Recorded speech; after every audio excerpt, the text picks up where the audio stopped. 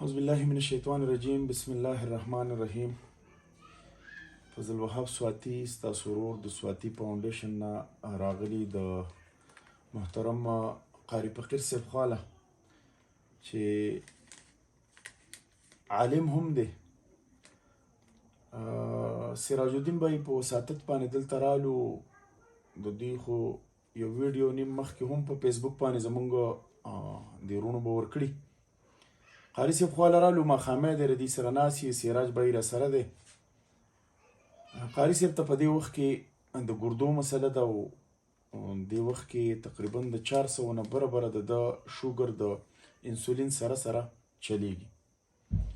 قاري صاحب نه دغه پوښتنه کوو د 15 بچو بابا جان دی او زمونږ په دې معاشره کې تاسو ته پته ده چې د عالمانو یا د قاریانو تنخواګانې چې کوم دي نو د 15,000 روپو پورې محدود دي.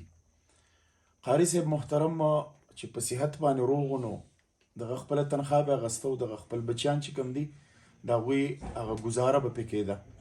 خو په دې وخت کې قاري صاحب ته د ګردو چې کوم واشنګ ورته وایي بار هغې له پېښور ته ځي نو د دې دومره دغه استطاعت وس داسې نشته چې دا د پېښور د تلو د ګاډي هغه کرایه برداشت کړي. مسلمانان وروڼو تاسو ټول پوهیږئ قاري صاحب محترم له موږ د سواتی فاونډیشن د طرفه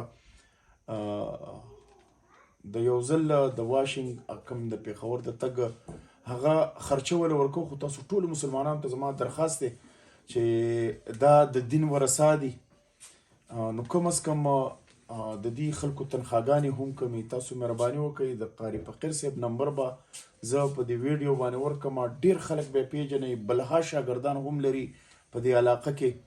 په مدرسه کې هم پاتې شوی دی د ډېرو شاګردانو استاد دی. خو تاسو به وینئ چې طالبان او یا علما کرام چې کوم دي نو هغه اکثر زیات چې داسې نو هغه د بل سره وس د ځکه نشي کولی چې د دوی تنخواګانې په خپله کمي.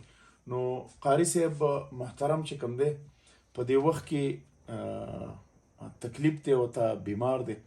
تاسو ټول ورونو ته صاحب استطاعت ته زه درخواست کوم چې د قاري صاحب محترم سره عالم دی قاري هم دی حافظ دی نو تاسو ورسره د الله د رضا دپاره مرسته وکئ. 15 بچیانې دي ماشومان دي د کار روزګار نه دي او دغه په دې کټ کې اوس پروت دی. نو زما او ستا په کومک باندې به کېږي. الله تعالی دې څوک نه محتاجوي. الله تعالی دې څوک نه مریض کوي. بیماري خو د خدای له طرفه د خامخا به وي خو الله تعالی دې څوک محتاجوي نه. موږ د سواتی فاونډیشن د طرفه قاري صاحب سره خپل وس داسې کوو دغه مولا د سواتی فاونډیشن د طرفه ورکړه. خو زه ستاسو د ټولو نه دغه یو ګزارش کوم چې د قاري صاحب محترم د حافظ صاحب محترم د مولانا صاحب محترم سره تاسو مرسته وکئ. د دې نمبر به ډایرکټ هم ورکم که زمونږ په لاس باندې د دې سره مرسته کوئ هغه به هم وکړو. خو د دې نمبر زه په دې سکرین باندې ورکوم. تاسو مهرباني وکئ د محترم سره مرسته وکئ. په لوی الله سپارم. د الله په امان.